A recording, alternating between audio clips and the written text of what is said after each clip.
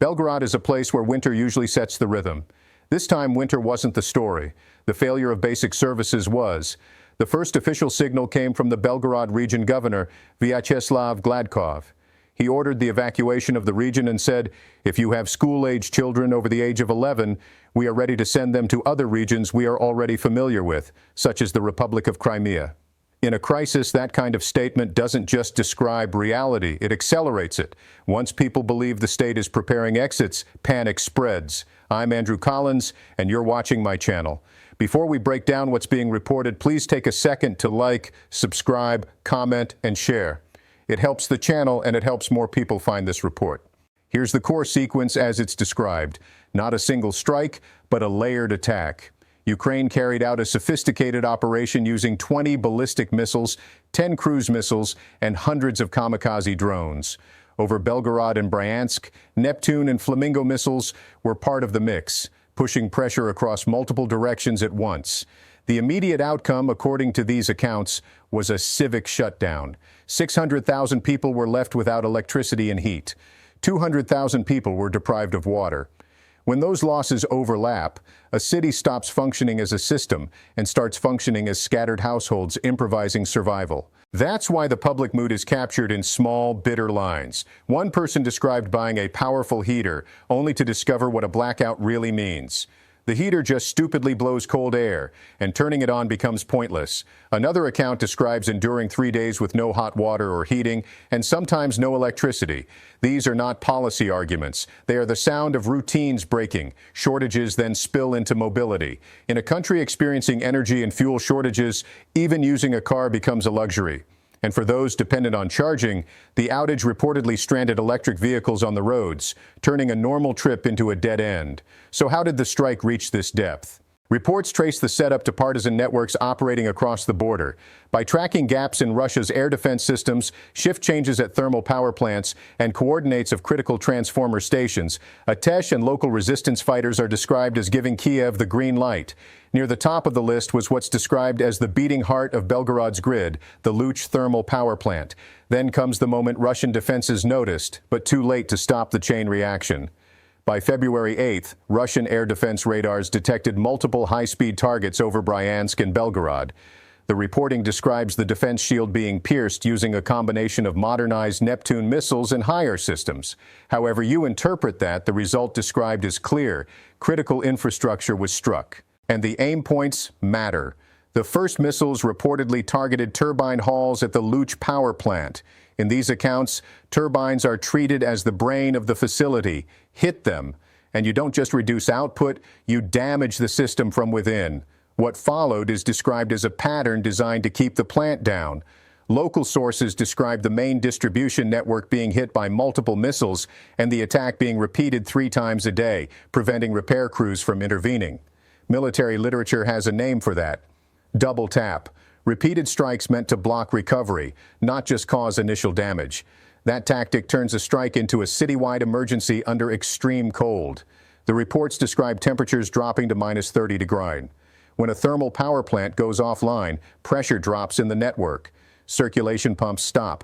Water becomes stagnant inside pipes. And when physics takes over, stagnant water freezes and expands. This is described as happening across 1,900 apartment blocks in Belgorod, with plumbing bursting from the inside.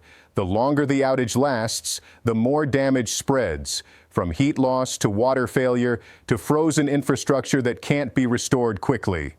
Bryansk is part of the same picture. When Neptune attacks are paired with hits on transformer stations in the Bryansk region, the operation looks larger than one city. Those transformer stations supplied civilians, but also industrial facilities and military maintenance workshops. When power goes, workshops go quiet, and the repair cycle that supports operations becomes harder to sustain. This is where the story becomes logistics. In this framing, Russian logistics depend on railways. Tanks, ammunition boxes, personnel, and fuel move on those tracks. And 90% of Russia's massive railway network is powered by electric locomotives.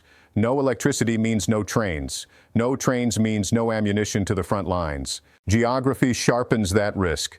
Belgorod and Bryansk sit just 50 kilometers from the Ukrainian border, described as logistics hubs where supply lines from Moscow branch toward the southern front. Hits to transformer stations in those regions are described as drying up the Steel River feeding the Kiev and Donbass fronts. And when the Luch power plant went offline, the effects weren't limited to homes. Power-feeding railway signaling systems, switches, and catenary lines also halted. Then, according to field reporting, the blackout created cover for sabotage. 2 critical transfer stations on the Russian Federation's front line were reportedly set on fire.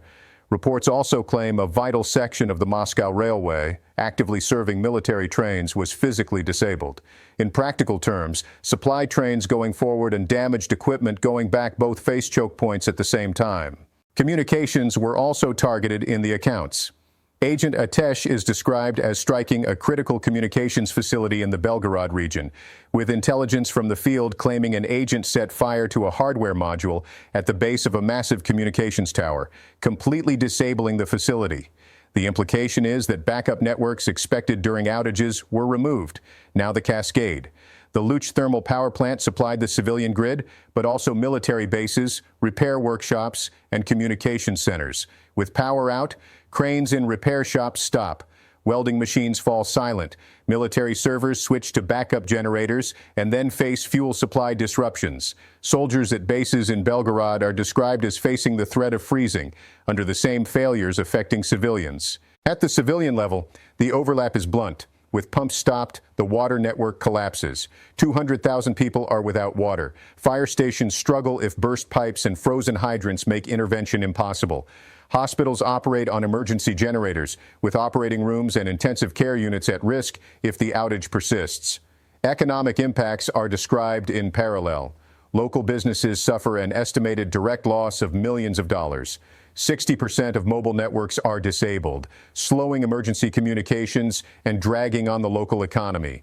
Recovery is framed as slow and expensive.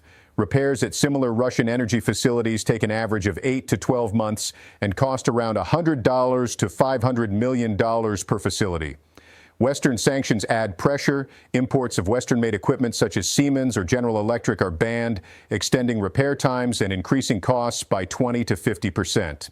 Against that backdrop, the Kremlin faces a choice described in the reporting: pull air defense systems from the front lines to protect assets like the Luch power plant, or accept rear area failures and the logistics consequences. Either path carries a cost, and the political cost is accumulating. Putin's tacit social contract with the Russian people, lasting for over 20 years, was built on political obedience traded for stability and security. In Belgorod and Bryansk, that promise is described as cracking under cold, darkness, and fear. The reporting describes an internal refugee dynamic. With no heating, no water, no electricity, and deadly cold outside, flight becomes the only option many people see. Train stations are locked, roads are icy and dangerous. Despite that, there are claims of movement toward Voron, Kursk, and even Moscow. Belgorod and Bryansk are framed as becoming depopulated buffer zones. The country's contradictions surface in the commentary, too. Solovyov debates whether Ukraine needs to be cleansed of Nazis and argues that all of Europe up to Lisbon should belong to Russia, while people in Belgorod struggle for hot water and heating. Economic stress feeds the anger. Bills are described as rising by up to 300%. The average utility bill is described as equaling an average mortgage, or 50% of the average salary. Prices are expected to double in the fall. In the 4th year of the special military operation, the phrase, "the situation is really bad, we need peace," is presented as a marker of fatigue, crossing a critical line. So the key question isn't only what happened on February 8th, it's what this sequence signals about the next phase, because the message embedded in the reporting is that energy, rail, and communications can be pressured together, turning a strike into systemic breakdown. And before you go, please like, subscribe, comment, and share. Tell me what you think this signals and share it with someone who follows this conflict closely.